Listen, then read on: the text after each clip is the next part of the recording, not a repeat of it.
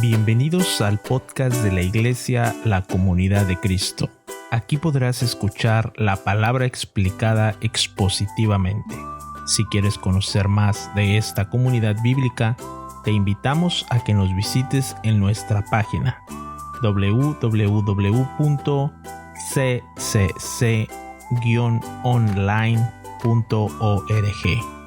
Nuestra oración es que Dios hable a tu corazón y tu vida sea edificada con este mensaje.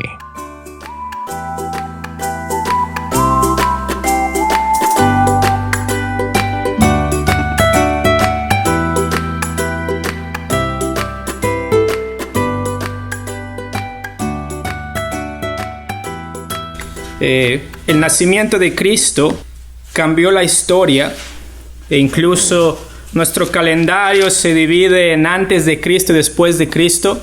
Es decir, alrededor del mundo nadie puede evitar o notar que Jesucristo vino en carne, que Jesucristo nació como niño. Y en Lucas capítulo 2 vemos la historia del nacimiento de Jesús. ¿Ok? Pero el propósito que yo tuve la anterior semana y esta semana es que podamos sacar de nuestra cabeza esa preconcepción de la obra teatral en nuestras iglesias acerca del nacimiento de Jesús. No hay nada malo con eso. Hay iglesias que utilizan a los niños para vestirse de José, de María, y existe esta belleza de alguien actuando una historia bíblica. Pero muchas veces el nacimiento de Jesús se convirtió en eso en nuestras vidas. Una obra teatral. Una historia en la cual vemos a niños o incluso adultos vestidos de María, de Jesús, y decimos, qué lindo niño que vino acá a la tierra. Qué hermoso niño. Es decir, no había un niño más precioso que Jesús. Y tratamos la historia de Jesús solamente como el nacimiento de un hombre común. De un hombre que se identificó con nosotros al hacerse hombre para morir en la cruz.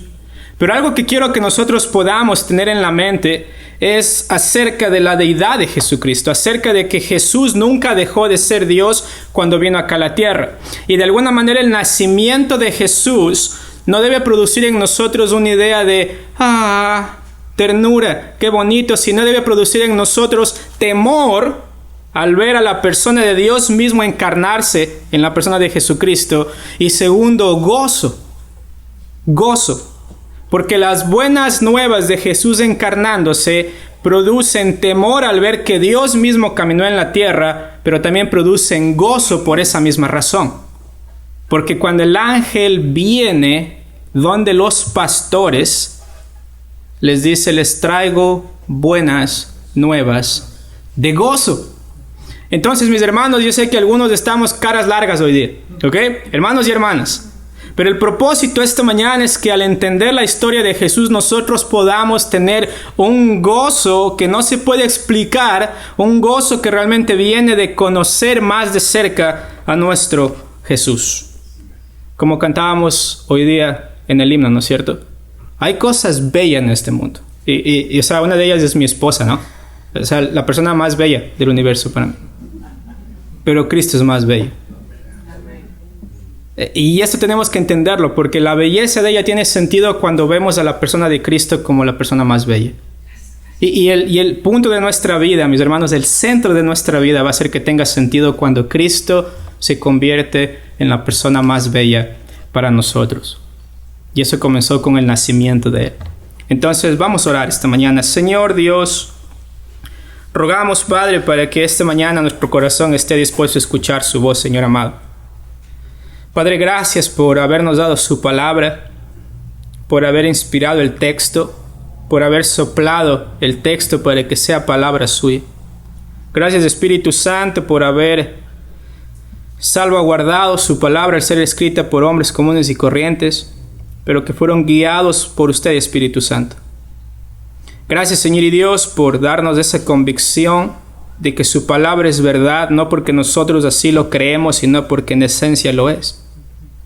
Y rogamos, Padre, que podamos confiar que su palabra es viva y eficaz, que su labor es cortar, penetrar hasta lo más íntimo de nosotros, Señor amado, y revelar realmente nuestras intenciones, nuestros pensamientos, Señor y Dios, cosas que aún nosotros desconocemos que están ahí.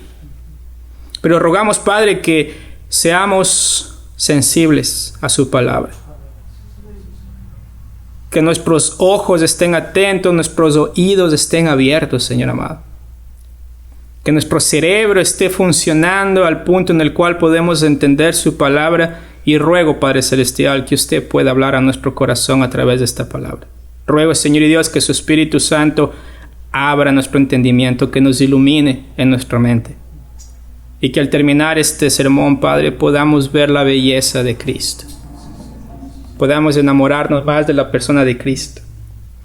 Podamos salir motivados a proclamar a Cristo, a vivir para Cristo. Gracias, Señor y Dios, en el nombre de Cristo Jesús. Amén. Amén. Vamos a abrir nuestras Biblias, por favor, en Lucas capítulo 2.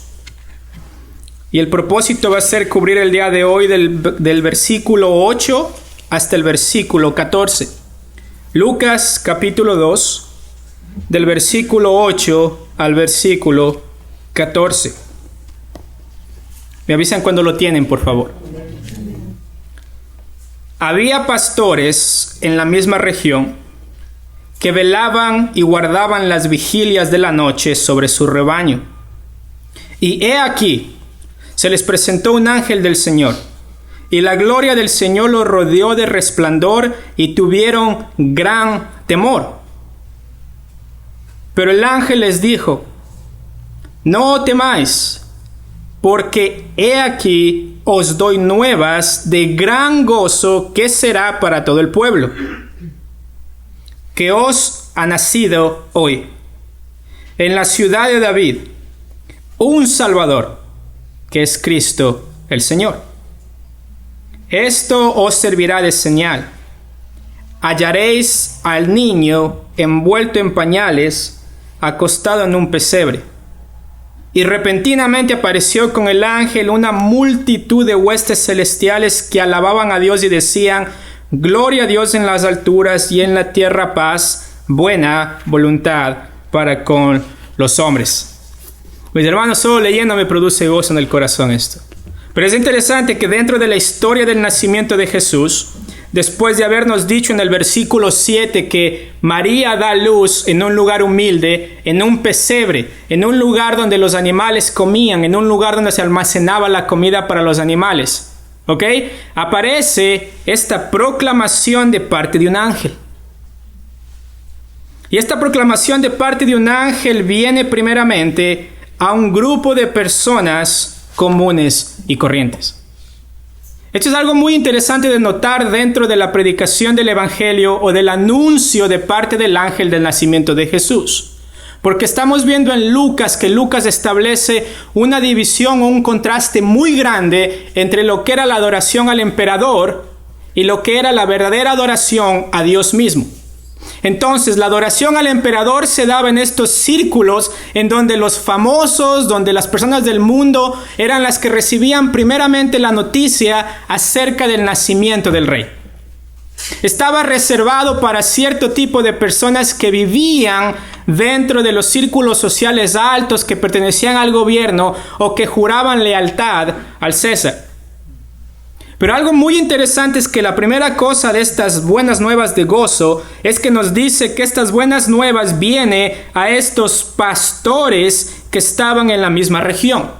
Es decir, estos pastores estaban en la ciudad de Belén y estaban haciendo lo que un pastor normalmente hacía.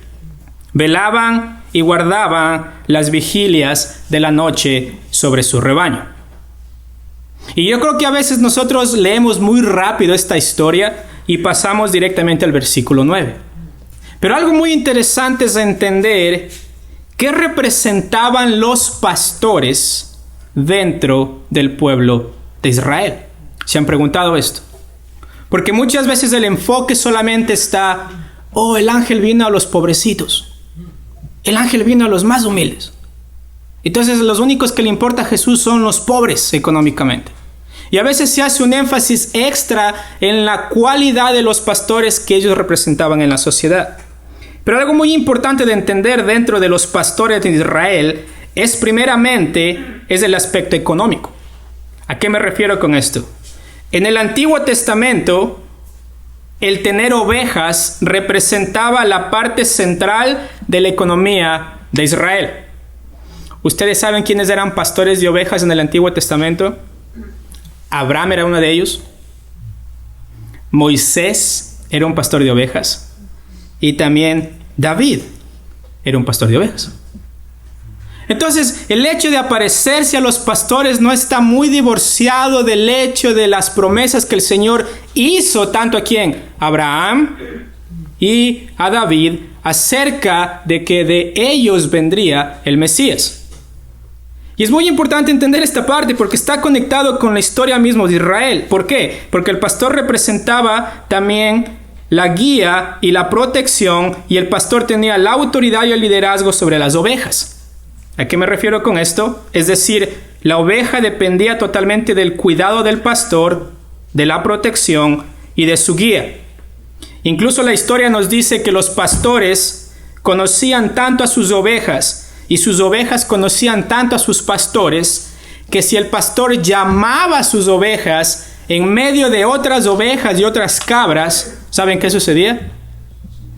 La oveja lo seguía a su pastor. Y era muy común esto en la historia, en las cuales tenían campos pastizales en los cuales muchos pastores llevaban a las ovejas y comían juntas. Y por eso incluso Jesús en Juan 10:27 dice que mis ovejas oyen mi voz, yo las conozco, ¿y qué? Y me siguen.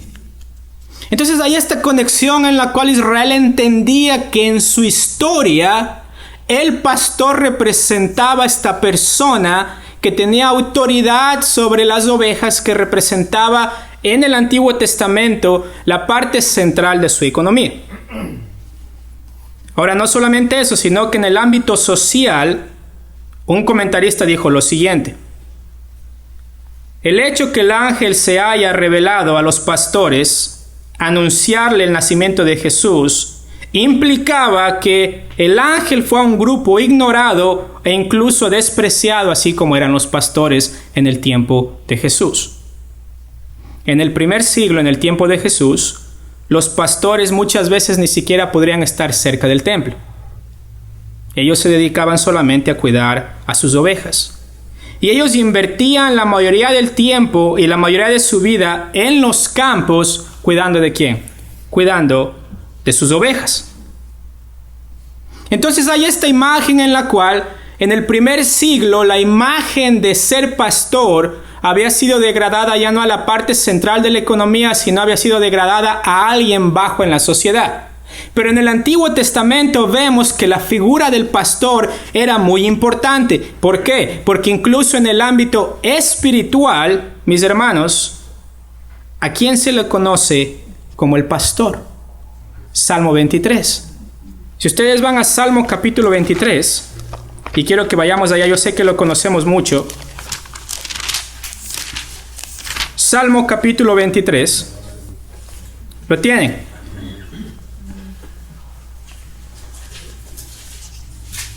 Miren lo que dice acá. Salmo capítulo 23, versículo 1. Jehová es que mi pastor, nada me faltará. En lugares de delicados pastos me hará descansar. Junto a aguas de reposo me pastoreará. Confortará mi alma. Me guiará por sendas de justicia por amor de su nombre.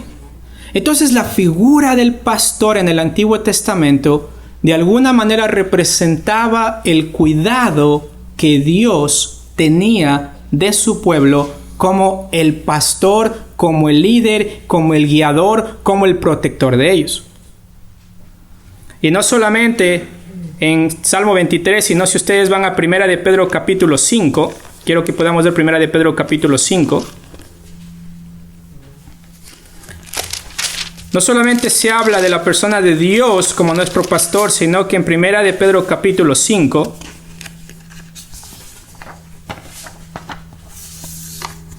podemos ver esto, ¿lo tienen? Versículo 2. Acá es una exhortación que el apóstol Pedro hace a los pastores que están cuidando la iglesia, a los ancianos. Y dice en el versículo 2, apacentad la grey de Dios que está entre vosotros, cuidando de ella no por fuerza, sino voluntariamente, no por ganancia deshonesta, sino ¿con qué? Con ánimo pronto. Entonces en el Antiguo Testamento se sigue manteniendo esta figura de ¿qué? Del pastor como el que guía, como el que cuida, como el que alimenta a las ovejas. Y luego dice en el versículo 3, no como teniendo señorío sobre los que están a vuestro cuidado, sino siendo ejemplo de la grey. Versículo 4, y cuando aparezca ¿quién? El príncipe de los pastores. Acá se está refiriendo ¿a quién? A Cristo Jesús. Y dice, cuando aparezca el príncipe de los pastores, vosotros recibiréis la corona, incorruptible de gloria. Jesús dijo de sí mismo en Juan capítulo 10. ¿Lo tienen? Juan capítulo 10.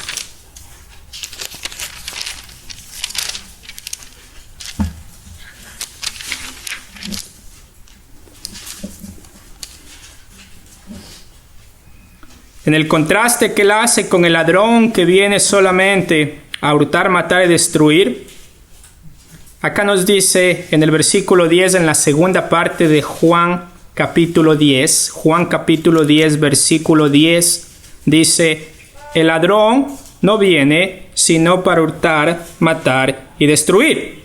Dice acá que yo he venido para que tengan vida y para que la tengan en abundancia. Y después dice el versículo 11, yo soy el buen pastor.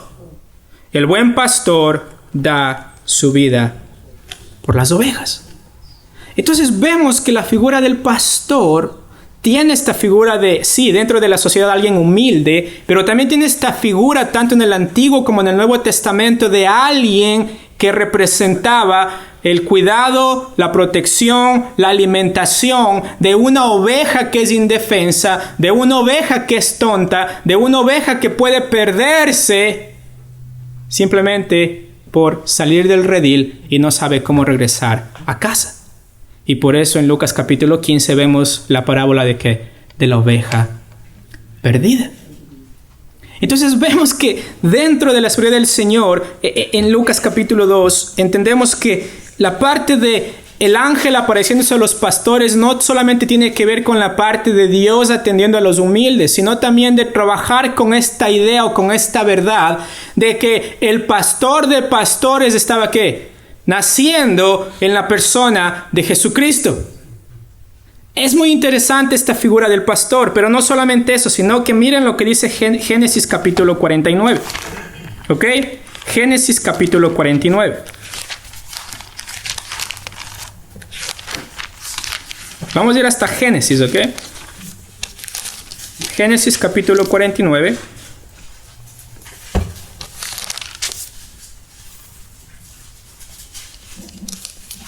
Acá es interesante que esta es una profecía, Génesis 49, acerca del Mesías, ¿ok?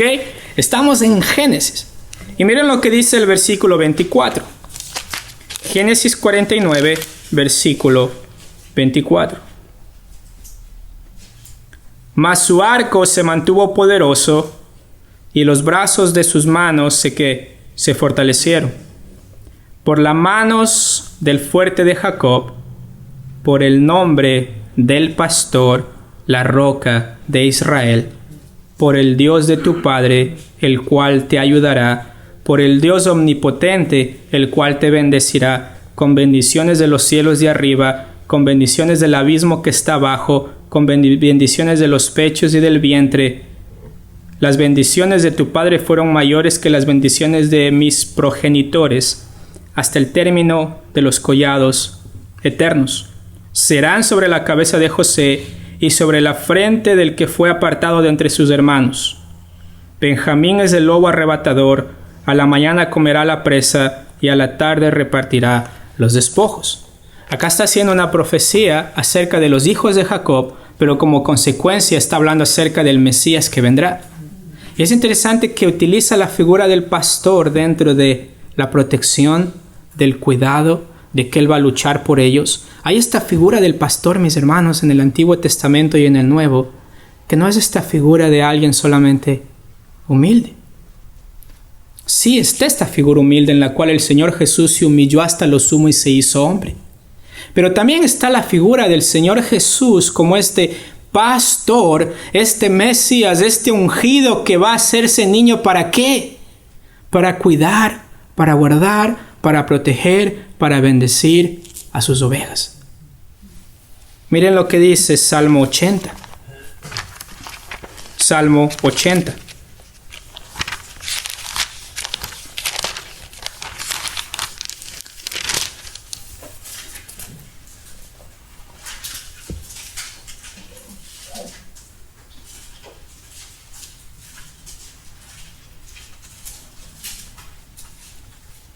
Acá está hablando a los pastores de Israel y está hablando acerca de cuándo será el tiempo de restauración para Israel, apuntando hacia quién, hacia el Mesías. Y mire lo que dice el versículo 1.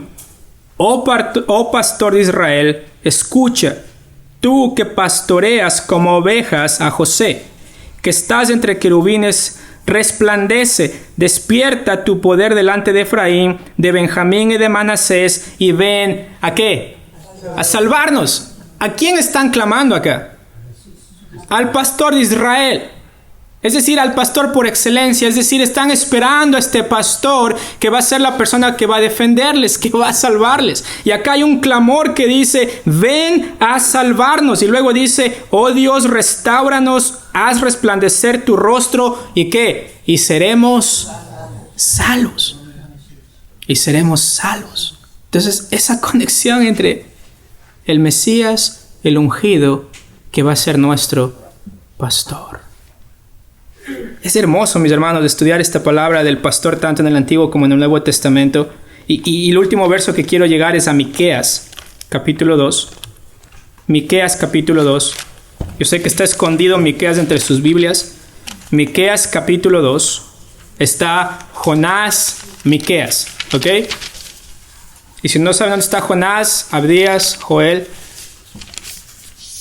Y si no saben dónde está, escuchemos, ¿ya? Miqueas capítulo 2,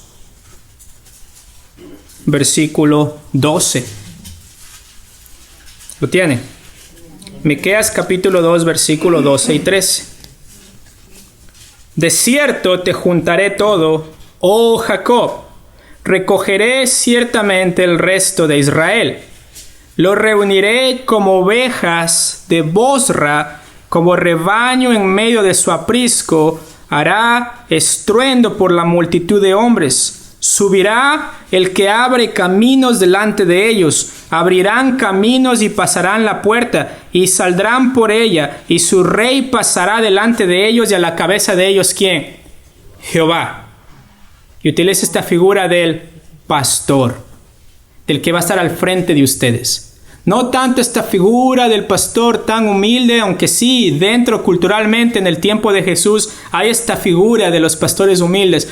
Pero es interesante que dentro de la connotación que tiene el pastor, los pastores son invitados por el ángel ¿a qué? A venir y ver a Jesús.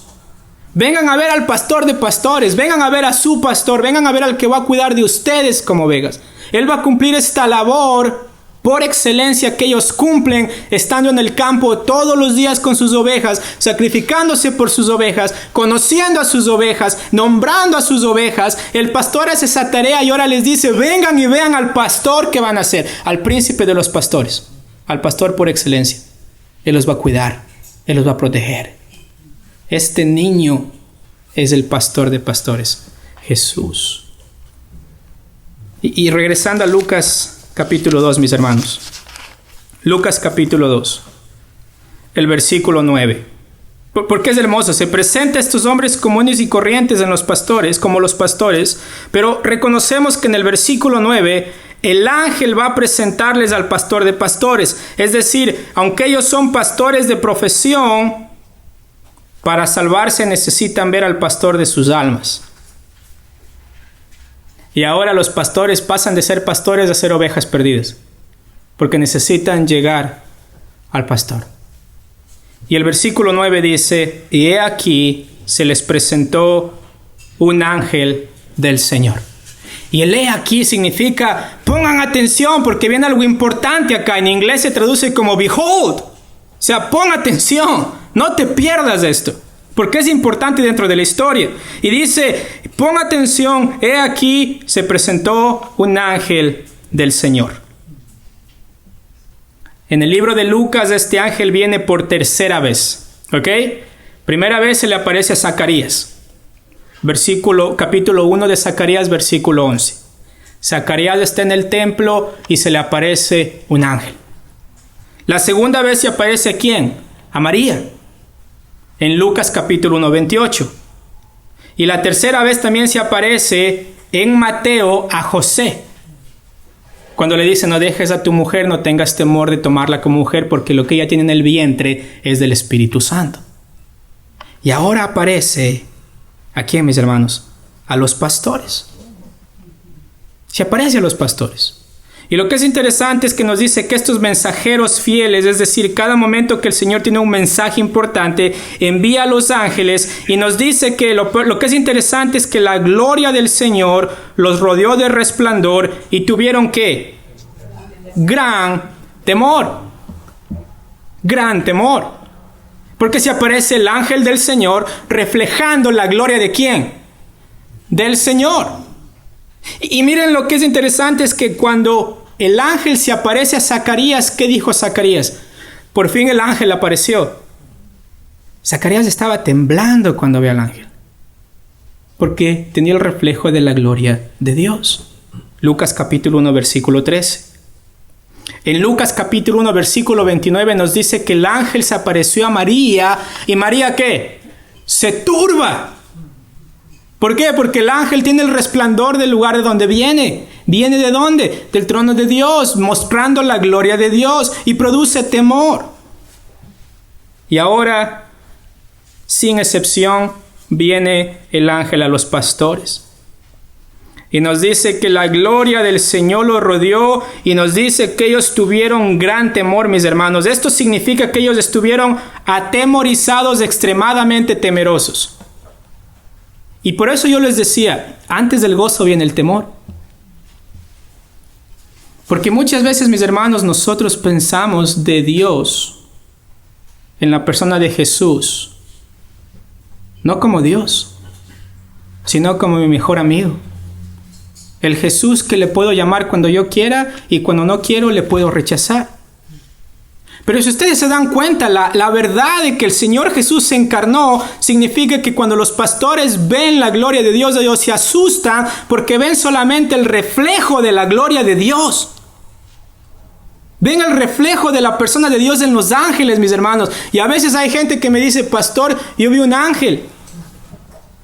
Hermanos, bíblicamente no saben lo que están hablando. Vi a Dios, Dios se me mostró en una visión. Déjenme leerles estas historias. Miren lo que dice Apocalipsis capítulo 1. ¿Por qué? ¿Por qué tuvieron temor, mis hermanos? Miren lo que dice Apocalipsis capítulo 1. Apocalipsis capítulo 1. ¿Lo tienen?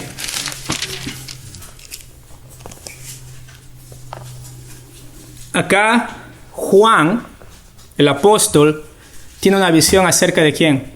De Jesús. Él ve a Jesús. Y miren lo que dice el versículo 12 de Apocalipsis capítulo 1. ¿Lo tienen? Y me volví para ver la voz que hablaba conmigo, y vuelto vi 7 candeleros de oro, y en medio de los 7 candeleros uno semejante al Hijo del Hombre, vestido de una ropa que llegaba hasta los pies, y ceñido por el pecho de un cinto de oro. Su cabeza y sus cabellos eran blancos como blanca lana, y como nieve sus ojos como llama de fuego.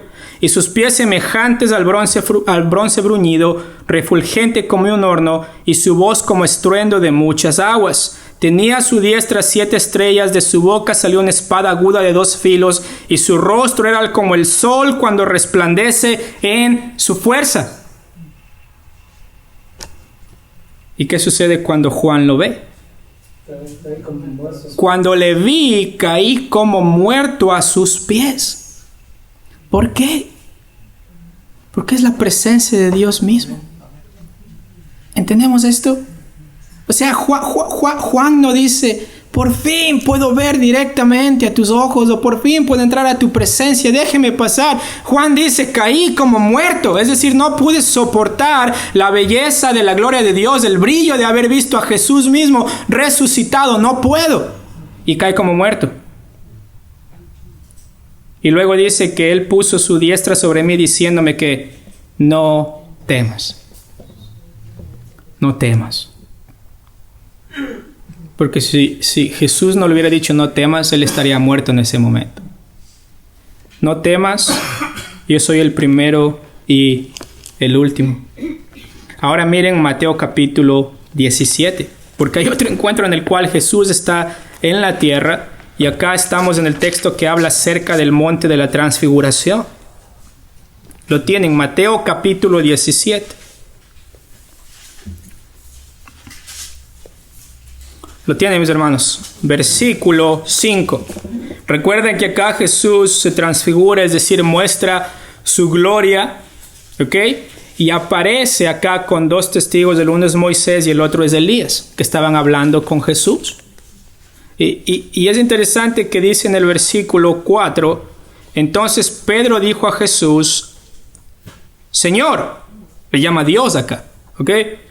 Bueno es para nosotros que estemos aquí. Si quieres, hagamos aquí 3 enramadas, una para ti, otra para Moisés y otra para Elías.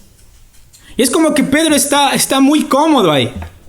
Como que él dice, ok, voy a hacerles casa para que se queden ellos. No entendía realmente él lo que estaba presenciando en ese momento. Y luego lo que me encanta es que mientras él aún hablaba, Dios le interrumpe. Dios le interrumpe. ¿Por qué? Porque dice que mientras él hablaba, una nube de luz los cubrió. Y he aquí una voz desde la nube que decía, este es mi Hijo amado, en quien tengo complacencia, a él oíd. Y uno dice, qué hermoso debe haber sido escuchar la voz de Dios en estos tiempos directamente, ¿no es cierto? Porque ellos lo escuchan audiblemente. Recuerden, la palabra todavía no está completa. Pero ¿qué sucede con ellos? Al oír esto, los discípulos, ¿qué sucede? Se postraron sobre sus rostros y tuvieron gran temor. Se mueren de miedo. ¿Por qué? Porque escucharon la voz del Dios Altísimo. Escucharon la voz del Dios Todopoderoso. Es decir, no pudieron quedarse en sus pies al escuchar la voz de Dios. Y se postran. Y yo creo que ellos tal vez están orando, diciendo, por favor, que no muramos. Y luego lo hermoso es que se acerca ¿quién? Jesús, en el versículo 7. Y les dice, entonces Jesús se acercó y los tocó y les dijo, levantaos y no temáis. No tengan miedo. No tengan miedo. ¿Por qué les dice que no tengan miedo? Porque es Jesús el que les permitió entrar en su presencia. Es Jesús el que autorizó entrar a su presencia. Y es hermoso acá que en Lucas capítulo 2 el ángel les dice a ellos, en Lucas capítulo 2, versículo 10, después de que ellos son confrontados con el resplandor de la gloria de Dios, es decir, ni siquiera es la gloria de Dios mismo, sino solamente es el resplandor de esta gloria, nos dice que ellos tuvieron gran temor y el ángel les dice, no tengan temor. No tengan temor, ¿por qué? ¿Por qué no tengan temor, mis hermanos? Por las buenas noticias de gran gozo que les doy hoy. No tengan temor porque la gloria de Dios no está aquí para matarles hoy día, sino ¿para qué? Para salvarles, para darles buenas noticias. Entonces, mis hermanos, esta es una figura del Evangelio. El no creyente, al ser enfrentado con la persona de Dios, lo único que recibe es que la paga de su pecado, que es la muerte. Porque eso es lo que hace Dios con la persona que no se arrepiente y viene en fe a Él. La consecuencia de su pecado es la muerte. Pero mis hermanos, acá lo hermoso, que después del temor vienen las buenas nuevas. Y les dice, no tengan miedo. No tengan miedo. ¿Por qué? Porque no es como que les dice, no se asusten, Porque la gloria de Dios no es tanto. Si no les dice, no se asusten, ¿por qué? Porque vienen nuevas. Porque vienen buenas noticias. Porque vieron el resplandor de la gloria de Dios y tuvieron temor. Imagínense viendo a quién, a Jesús en la carne. Imagínense viendo a Jesús mismo encarnado. Dios mismo hablándome a mí cara a cara. Ellos necesitaban entender eso. Que Jesús venía con las buenas nuevas de salvación. Porque ellos habían visto la gloria de Dios y se asustaron. Zacarías vio al ángel y se asustó. María ve al ángel y se turba. Y ahora ellos van a ver al mismísimo Hijo de Dios, mis hermanos. Ellos podrían haber muerto. Pero el propósito de Jesús era ¿cuál? Nacer para dar salvación. Para que todo aquel que en Él crea no se pierda, sino que tenga vida eterna. Pero no podemos entender esta salvación si no entendemos la hermosa persona de nuestro Dios, la belleza de su gloria, el resultado de tratar de acercarnos a Él sin estar autorizados para acercarnos a Él, la muerte. Y acá el ángel les dice, les doy buenas nuevas, ¿ok? ¿Cuáles son estas buenas nuevas? De gran gozo que será para todo el pueblo. Versículo 11. Estas son las buenas nuevas que ha nacido hoy. Primeramente, hermoso, los pastores están cuidando a sus ovejas, pero el Señor dice, el Señor dice a través del ángel, les nació hoy, ¿en dónde? En la ciudad de David. Lo conecta con el Antiguo Testamento. En la ciudad del pastor David, en la ciudad del rey David, en la ciudad en la cual el Señor prometió que el Mesías iba a nacer, en la ciudad de David. ¿Y qué nació? Un Salvador. Por eso les dice, no tengan temor, porque el Señor ha venido a buscar y a salvar lo que se había perdido, porque el príncipe de los pastores viene por sus ovejas. Y acá es hermoso lo que dice en la parte final, porque dice un Salvador que es Cristo el Señor. Acá es la única vez que se utiliza Cristo es el Señor en el Nuevo Testamento. Y muchos comentaristas dicen que la parte de el Señor se refiere a la traducción del nombre del Antiguo Testamento que es Jehová. Ha venido el ungido, el Mesías, que es Dios mismo en la carne. Y eso causa temor. Pero también causa gozo. ¿Por qué? Porque Él es el Salvador del mundo. Porque Él ha venido a salvar. Entonces, mis hermanos, es hermoso ver que cuando les dice a los pastores, ok, ¿cuál es la señal? Dice, vayan a ver a un niño envuelto en pañales y acostado en un pesebre. Esa es la señal. Eso es lo que ellos tienen que buscar. Porque cuando a los pastores del ángel les anuncia, nació el Rey de Reyes, el Señor de Señores, el Príncipe de los pastores, ellos dicen, ok, ¿en qué palacio lo buscamos tal vez? Pero Él les dice, no, está en esta ciudad. Es en un pesebre. Vino como niño, humilde. Pero no se olviden, Él es Dios. Él es Dios. Es decir, no es que Él se convierte en Dios a medida que crece. No es que a partir de los 13 años, 15 años, 33 años le tratamos como Dios. Ellos le dicen, miren, Él es Dios en la carne, así que estén alegres y gozosos porque ha venido a salvarlos.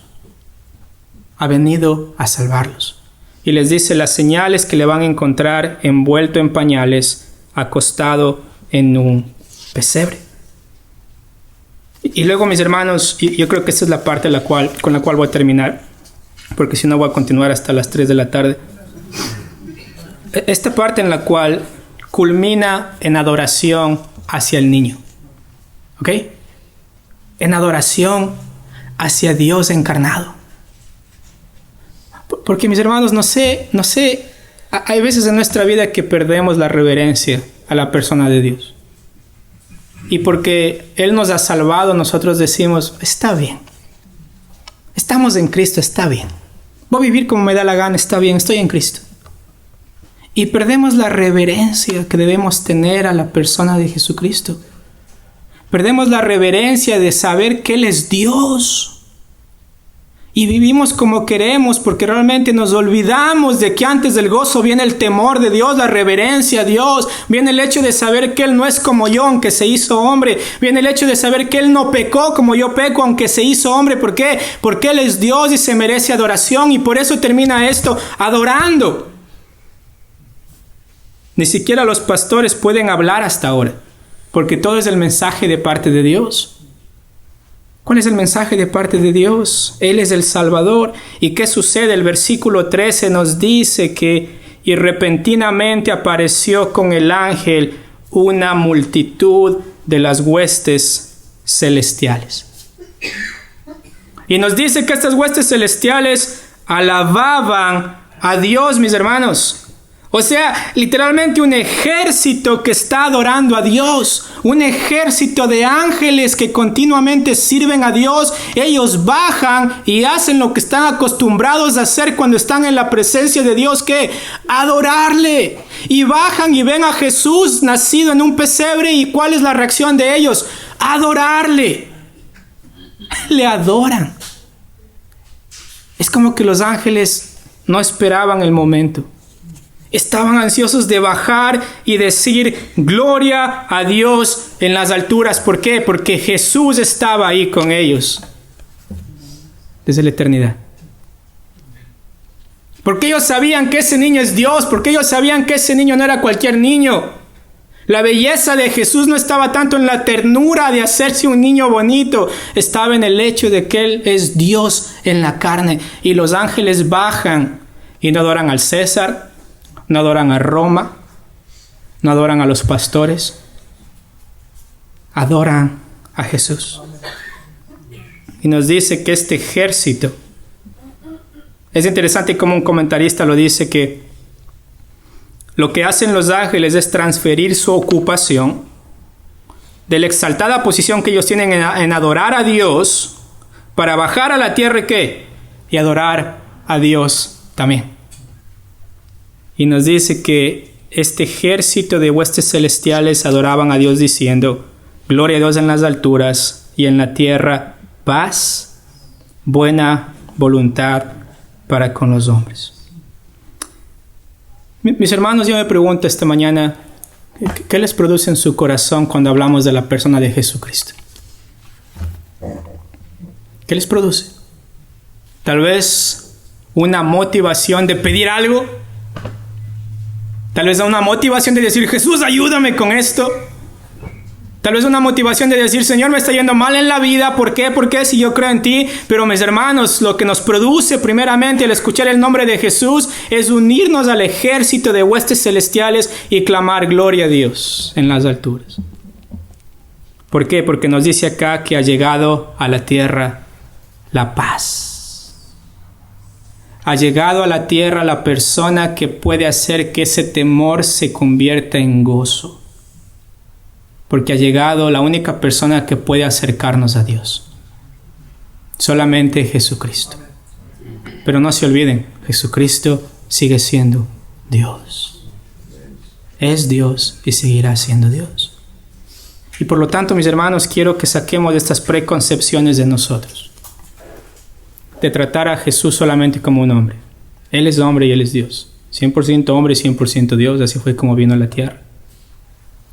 Pero aún en su humanidad, los demonios le decían que, por favor, no nos botes al abismo. Échanos a los cerdos. Los demonios decían, ¿qué quieres conmigo, hijo de David? ¿Qué quieres conmigo, Dios? Los demonios salían apenas Él los decía. Sanaba a la gente sin problema. Nunca le decían no a Jesús en cuanto a sanar. Él trajo a Lázaro de la muerte, representando su deidad. Pero eso no fue el propósito por el cual Él vino. Él vino a salvar. Él vino a salvar y a buscar lo que se había perdido, mis hermanos. Entonces, al ver el nacimiento de Jesús con los pastores, necesitamos reconocer primero, mis hermanos, que al ir a la persona de Jesús encontramos nuestro pastor por excelencia.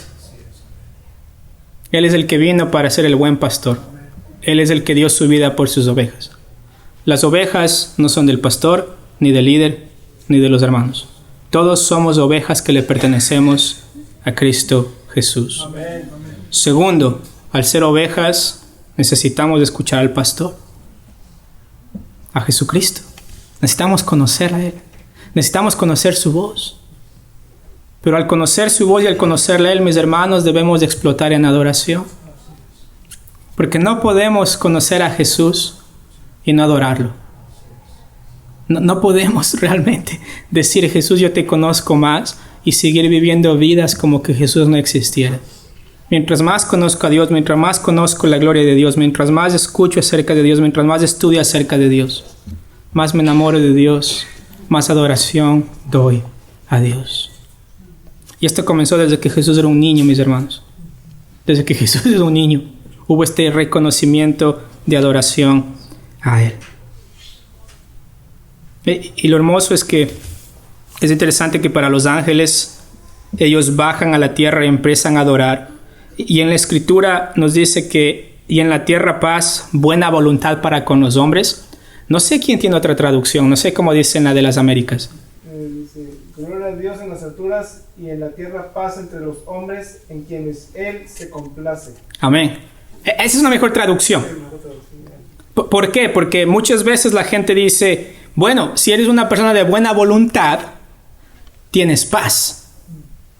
Pero realmente lo que está diciendo acá es lo mismo que sucedió en el monte de la transfiguración en Mateo 17 y en Mateo 3. Se utiliza la misma palabra, la misma función, que cuando Dios dice, este es mi Hijo amado en quien tengo complacencia. Entonces dice acá, y en la tierra paz, ¿ok? Y en la tierra paz, ¿para quiénes? Para los cuales, en los que Dios se complace. ¿Y cuáles son esos en los que Dios se complace? Los que están en Cristo Jesús. Porque el Padre solamente se complace en ¿quién? En su Hijo. Y los que están en su Hijo son los que reciben la buena voluntad de parte del Señor. Entonces, mis hermanos, esta mañana quiero realmente exhortarlos y exhortarme a mí mismo a nunca perder, mis hermanos, esta imagen gloriosa de Cristo Jesús en nuestras vidas. No dejemos que los dramas, los teatros nos hagan una imagen de un Jesús que es como el que está esperándome en la esquina, cabizbajo como un vagabundo, rogando que yo vaya a Él. Mis hermanos, Él es Dios. Él trae a sus ovejas, Él salva a la gente. Y cuando nosotros llegamos a Él, tenemos que realmente ser personas como estos pastores que por un momento ellos pensaron que estaban a cargo de sus ovejas y ahora ellos van a venir al pastor de pastores y ahora ellos están a cargo ¿de quién? De nadie. El pastor está a cargo de ellos. Entonces, al venir a Jesús, mis hermanos, Él es el pastor. Nosotros como ovejas lo único que podemos hacer es perdernos sin el pastor. Y les animo a que podamos realmente poner nuestra confianza en el pastor de pastores, en el príncipe de los pastores, en Jesucristo mismo. Y mis hermanos, si esta mañana ustedes no tienen confianza, si no se han arrepentido de sus pecados, si no han puesto su fe en Cristo Jesús, por favor no se vayan sin el gozo del Señor en ustedes. Porque como leíamos acá, son noticias de buen gozo, son noticias gozosas. Es decir, al irse de acá sin Cristo se van sin gozo. Pero al salir de acá, mis hermanos, perdonados de sus pecados, confiando 100% en la obra de Jesús en la cruz, confiamos en lo que el ángel les dijo a los pastores. En la ciudad de David os ha nacido un Salvador, que es Cristo, quien es Dios, el Señor. Vamos a orar. Amado Señor, gracias Padre por este hermoso tiempo. Gracias Dios por la bendición de su palabra, Señor. Permítanos, Padre, si esta mañana no le conocemos, Dios, por favor, abra nuestro entendimiento para poder ver a Cristo en la cruz. Que su Espíritu Santo nos convence de pecado, justicia y juicio. Y que podamos ver el sacrificio de Cristo en la cruz completo, suficiente para nuestra salvación. Y que podamos arrepentirnos y tener fe en usted, amado Dios, para el perdón de pecados. Y que podamos vivir vidas nuevas, Señor amado, transformadas por usted. Siempre en adoración, uniéndonos al coro celestial que dice, gloria a Dios en las alturas. En el nombre de Cristo Jesús. Amén.